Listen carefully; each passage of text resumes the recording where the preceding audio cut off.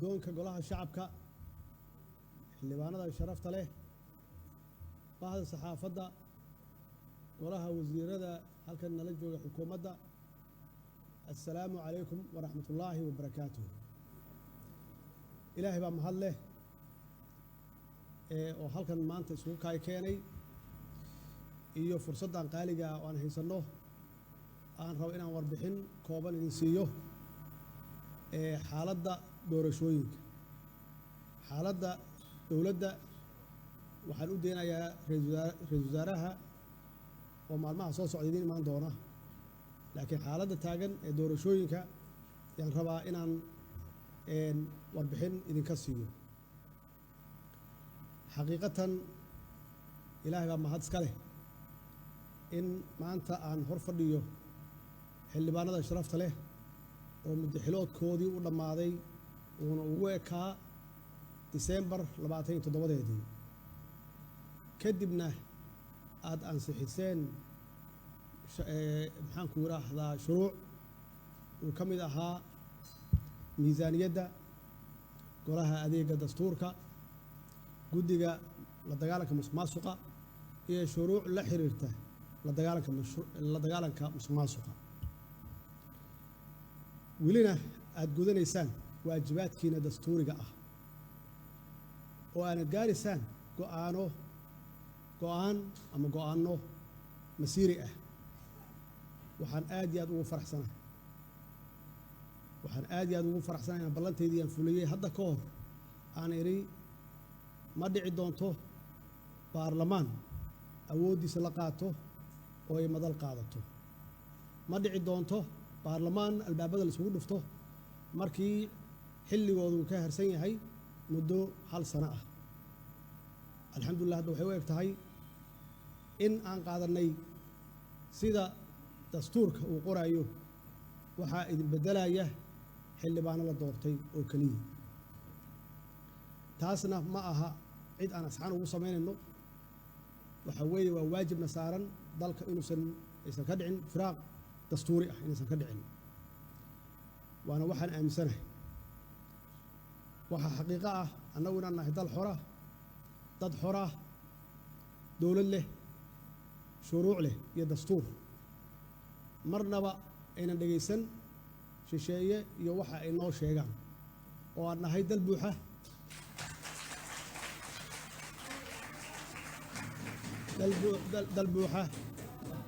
dal buuxa oo go'aan leh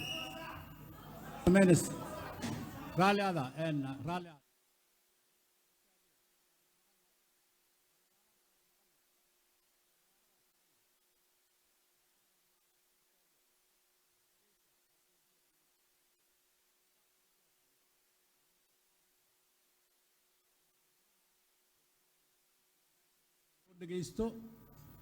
inta miiska garaacaysa iyo inta sacbinaysa intiinaba joojiya madaxweynaha la dhegaysto nood ka qaata bas waxaan guddoomiyaha hadalkiisa aan ku darayaa xaaladdan aan ku jirno hadda iyo warbixinta aan idin siinayo ma laha muxaafid ma laha mucaarad ma laha waxa weeye waa hawl noo taalla oo go'aankeeda noo yaalla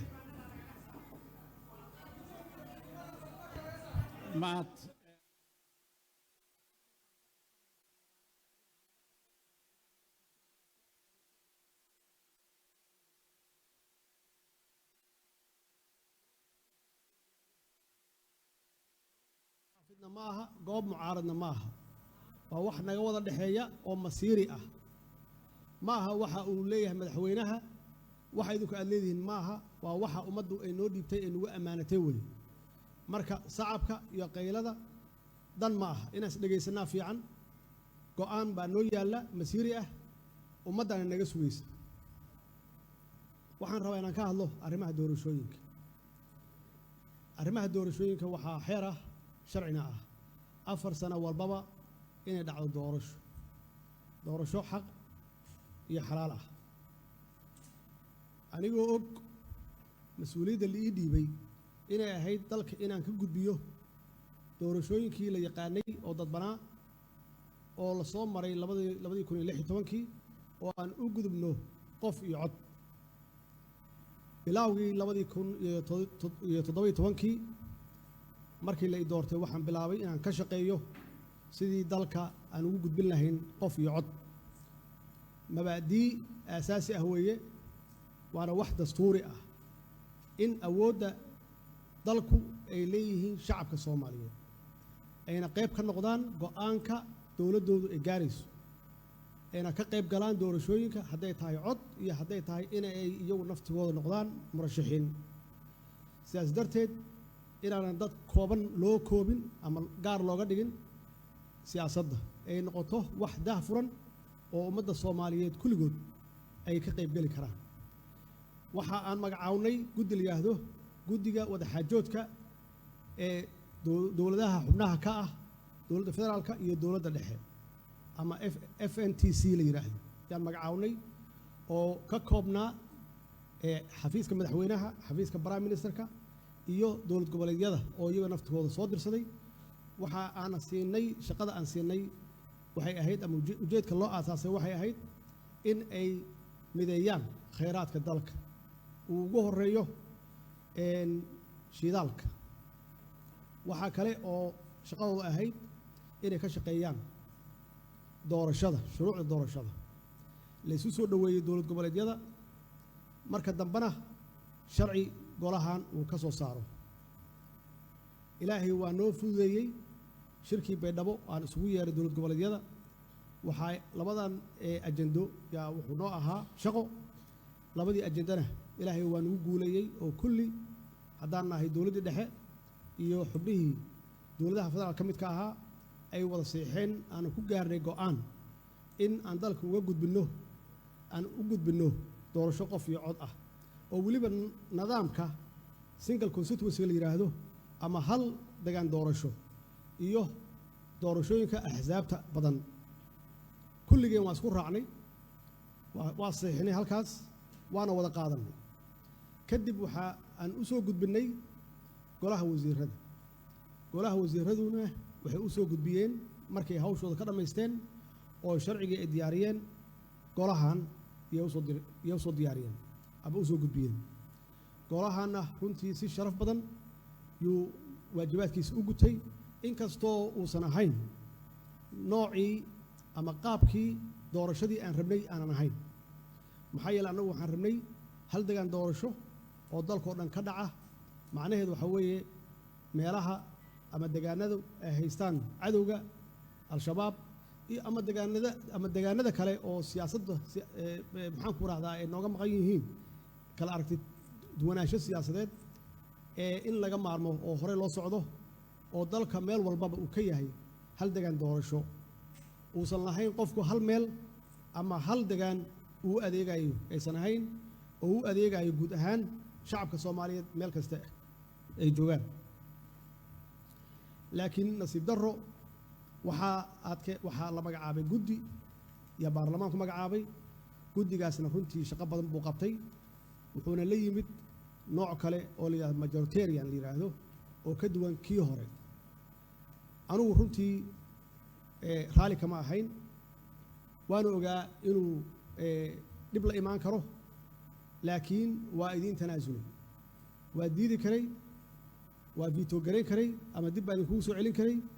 ma yeelin haddii aad garashadii iyo aqoontii iyo mas-uuliyaddiinnii aad u aragteen inuu yahay noocaas isaga waa idinla qaatay anigoo ka dhex arkaya keliya inay ku jirto shacabka Soomaaliyeed inay lahaan doonaan ama lahaan karaan awood ay ku codeeyaan ay ku doortaan axsaabay u baahan axsaabay rabaan ama shakhsiyaadka ay rabaan tanaasulkayga ugu horreeyey horta meeshaasuu ka bilowday waxaan damacnay in aan dib ugu noqonno dowlad goboleedyadii Puntland iyo Jubbaland yaa diiday oo yiri wakhtigeeda ma aha doorashada noocan oo kale ah muddaan la hadlaynay oo aan damacnay inaan qancinno waa ku guulaysan weyn waxaan ku casumay magaalada Muqdisho halkan inaan foolkafool aan uga arrinsanno arrintaas go'aan degdegna aan uga gaarno bacdama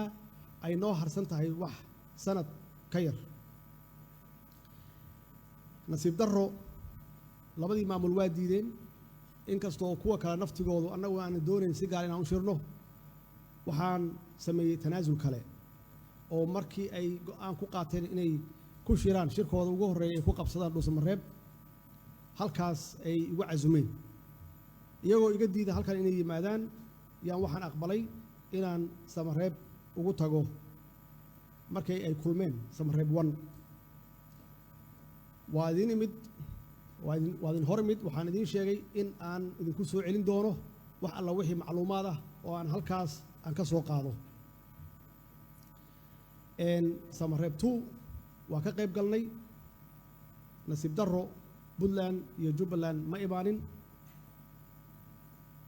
waa ka cudurta maya maxaan ku idhaahdaa samareeb 2 waa nimid waa ka hadalnay wax badan yaan meel isla dhignay waxaan ku ballannay inaan samareeb 3 aan ka dhiganno kulankeenna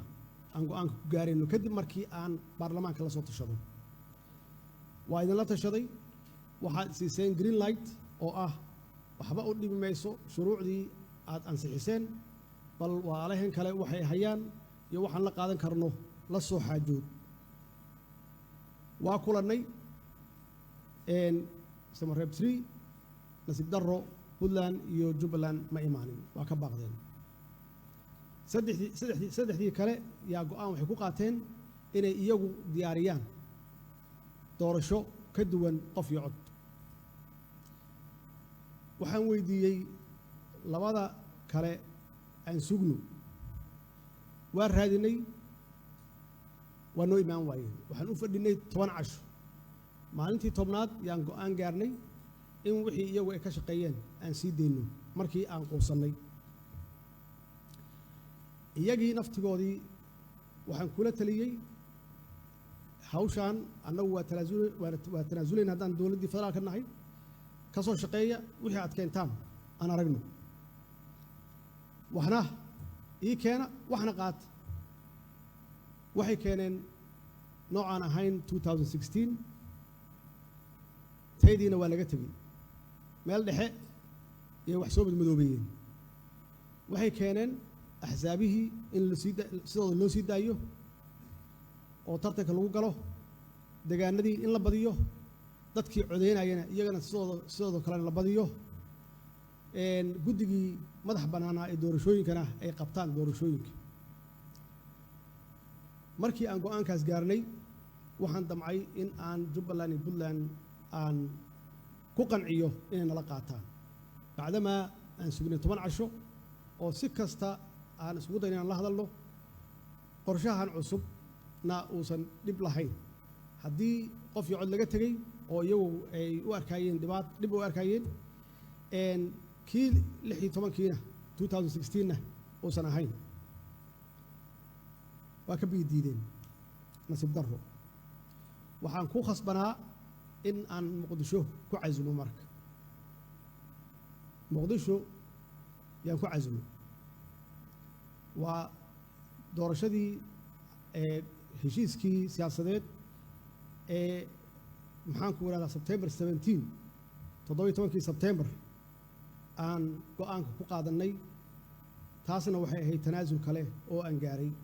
oo qof iyo codna waa ka tegey tii dhuusamareebna waa ka tegey tan waa tii saddexaad marka haddaba 17 September heshiiskii ahaa yaa keenay yaa iska lahaa yaa qoray xeerkayga wuxuu ahaa sidii tii hore aan yeelay oo markii samareeb 3 aan joognay aan ku iri qol gala soo madmadoweysta waxaa rabtaan waxna qaata waxna ii keena aan baarlamaankii golahii shacabka aan ku celiyo sidoo kale aan sameeyey waxaan ku iri qol gala wax ku soo heshiiyo qol bay galeen muddo waxay ka shaqaynayeen bil ku dhowaada waxay keeneen heshiiskii aan gaarnay anigu waxba kuma lahayn marka waxba kuma lahayn laba arrimood yaan damca inaan ku darsado oo ah guddiga doorashooyinku inuu noqdo guddigii doorashooyinka madax bannaanaa bacdamaa la geliyey dhaqaalo fara badan iyo resource badan la geliyey khibrad badan ay leeyihiin in iyagu ay qabtaan hawsha oo aan la magacaabin guddi cusub oo hadda tababar la siiyo waa iga diideen in dumarka lacagaha fiiga ah laga yareeyo iyagana waa iga diideen labadaasna waa iga diideen laakiin inta kale waa ogaa inaysan suuroobaynin maxaa yeelay haddii doorasho dadban la aadayo haddee laguma qaban karo xisbiyo laguma qaban karo waxay keeneen heshiiskii isaga ahaa waxaa qoray heshiiskaas Saciid Cabdullaahi Dani isagaa qortay inta kale waa daawanayeen waa xaqiiqa markii uu soo dhameeyey ama ay soo dhameeyeen yaa waxaan ku yidhi ma waxba idinkugu harsan haddii waxaanan public soo dhigno oo aan ku heshiinno ama ka noqotaan ma yidhahdeen kama noqonayno wixii aan rabno waa helno waana ka adkaanay waayahay waxba kama qabo waa tanaasulaye waa iga adkaan kartaane ama wax ka soo noqdaan waxaydan wax ka soo noqonayo male ee baarlamaanka noo gee hala sharciyeeyo waana khasab waa saxiixina xitaa heshiis ku dhaafmaynas afgarada waa inaan qalinka ku dugno waa tanaasul kale iyada naftigeeda oo aan sameeyey haddaba hadday tahay wixii ka yimid oo dambe guddiyada siday ahaayeen hadday ahayd yaa maamulaya Somaliland hadday ahayd goobaha doorashooyinka lagu qabanayo intaba si aad ah yay uga dibeed garayeen waxaad ku aragteenna saas yay ku dhameeyeen iyagoo og waxay noqonayso iyo waxay ahaanayso maxamed mursal markhaatiyu ka yahay waxaan ku adkaysanay in guddiga madax bannaan loo daayo waa diideen maxaa yeelay waxaan walwal ka qabnay amaa guddiyada laisku qabsan doonaa bacdamaa guddigan guddi qaran u yahay shaqadiisana la yaqaano dowladdaana ay soo magacaaban ay yihiin guddi dhexdhexaad ah ama ay tahay guddigan guddiga ku habboon calaa ayi xaal September 17 heshiiskii ahaa oo ay iyagu qorteen oo ay saxiixeen oo idinku aad u ansixiseen anoo og intiina badan inaydan raalli ka ahayn haddana nasiib darro waa diideen haddana waa diideen waxaa diiday Puntland iyo Jubbaland nasiib darro si kastaan yeelay waa la hadlay magacyada soo dira adduunkan ugu ceebeenna shacabka Soomaaliyeed san qalbi jabin idinkaa waxaan samaystay wixii aan rabay waa iga soo kaxayseen intaasoo jeer iyo tanaasul idin sameeyey waxaan ummadoo dhan baa arkaysee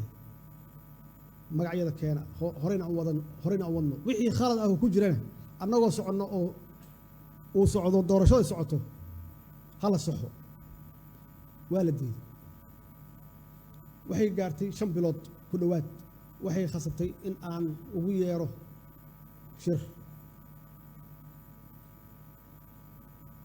shirkaas intaan ugu yeerin ka hor markii aan anigu ku daalay yaa waxaan u diray ra'iisul wasaaraha oo Saciid Dani uu yiri ii soo dir ra'iisul wasaaraha aan ra'iisul wasaaraha wada hadlaynaay ra'iisul wasaaraha u diray ra'iisul wasaaraha wuxuu maxaan ku raahdaa joogay meesha la Garowe magaalada Garowe Tobanbari ku dhowaad 7 bari markay ugu yartahay waxayna ahayd inuu ku qanciyo wixii iyagu ay saxiixdeen oo ay ku heshiiyeen in la fuliyo ay ugu horeyso magacyadii guddiga in la soo gudbiyo waa lagu fashilmay waa suuroobi weydi intaas kumayna joogsan waxaan islahaa Axmed Qorqoor iyo dadku isku dhow yihiin Dani Axmed Qorqoor yaan u diray aan ku iri bal la soo xaal haddii iyadoo la jabinayn heshiiska waxyaabay u baahan yihiin aan xalin karno bal ka keen dalab hadday hayaan waa tegey horay kama tegin meesha ahayd Samareebe xamar uu toos u yimid isagoo fariintii wada iyo dalabkii markii uu noo keenay haddana waa aqbalnay waa tanaasulkii shanaad waxaan ku celi waa ka aqbalnay inta 3 arrimood ay keeneen si hawsha iyo doorashada ay hore ugu socoto arrintaasi iyadana war kale ka yimid oo ma suuroobin inaan horay u soconno xaqiiqatan waxaan idin sheegayaa arrimaha doorashooyinka iyo guud ahaanba xaaladda Soomaaliya ay ku jirto waxaa ku jira faragelin shisheeye xaqiiqatan anugu marna ma oranayo hebel iyo gobol hebel yaa faragelintu ku badan tahay ama ka yar tahay laakiin xaqiiqada jirta waa taas weeye oo aad moodayso inaysan waxba noogu hagaagin inta badan haddaba kii ugu dambeeyey oo aan iclaamiyey oo Samareeb 4 aan oran karno oo kii ugu dambeeyey ah waxaan filayay haddii aan halkaas kugu tagno inaan wax isla soo dhadhaweyn karno nasiib darro iyadana ma suuroobin oo warbixintaas waa iga soo horreysay oo wasiir Dubbe yaaba xalay shaaciyey sababihii keenay in hawshaas aysan hore u socon laakiin rajaa jirta waxaan ku ballannay in aan hore u soconno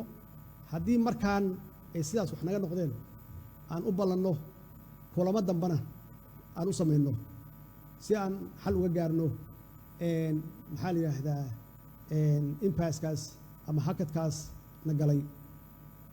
ugu dambayn waxaan rabaa inaan halkan aan ka caddeeyo inaan diyaar u nahay hirgelinta heshiiskii 17 Sebtembar waxaanan idinka codsanayaa inaad nagu garab siistaan oo nagu garab istaagtaan sidii aan walaalahayn aan u qancin lahayn inay qayb ka ahaadaan hirgelinta heshiiskaas 17 Sebtembar taasoo hadday suurto gasho ama suurtogeli weydo ay waajib tahay inaan mar kale dib laydinkugu soo celiyo sidii aad uga qaadataan kaalintiina ku aadan arrimaha masiiriga ah ee dalka sida doorashada guud ee qaranka kana midka ah awoodaha dastuuriga ah uu golahan si sharci ah u leeyahay walaalayaal annagu diyaar waxaan u nahay doorasho aasaaskeedu yahay 17 Sebtembar waxaa nooga baxay waqti aad u fara badan laga soo bilaabo July June aan iraahdo sanadkii la soo dhaafay ilaa shalay waan oran karo muddo ka badan 8 bilood 9 bilood weeye intii aan saxiixnay kii dambe waxaa laga joogaa 5 bilood yaa laga joogaa waxaa loo baahan yahay inaan hore u soconno oo aan galno doorasho inkastoo aysan dhici doonin firaaq dastuuri aysan dhici doonin idinku naftigiinna inaad la hadli kartaan walaalahan oo aad ku qancin kartaan 17 Sebtembar heshiiskii ahaa in dib loogu noqdo oo laga mira keeno ama laga mira dhaliyo wasalaamu calaykum waraxmatullaahi wabarakaatuh